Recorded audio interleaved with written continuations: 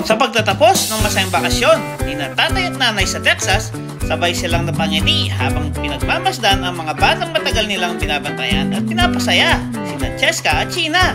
Araw-araw na puno ng tawanan, kwentuhan, kahit may pagod, palitan iyon ng saya dahil bawat sandali kasama ang pamilya ay naging mahalaga.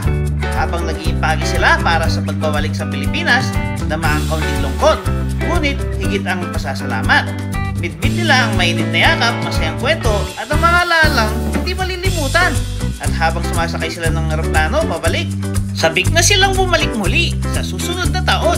Dala ang pangakong muling bubuo ng panibagong saya kasama ang mahal nila sa buhay. At heto na nga pagdating ng araw ng kanilang pag-alis, nagyakapan sila ng mahigpit. May konting lungkot dahil paalis na sila. Pero mas maningibagbaw ang saya dahil alam nilang napuno ng pagmamahal at tawanan ang kanilang bakasyon. Bago sila sumakay ng sasakyan papuntang airport, sabay nilang sinabi, huwag kayong mag-alala, babalik kami sa next year. At sa pangakong iyon, dala-dala nila ang masasayang alaala, mga kwentong nagpapangiti sa kanila, sa tuwing naalala, at mga sandaling nagpapag-excite sa kanilang pagbabalik.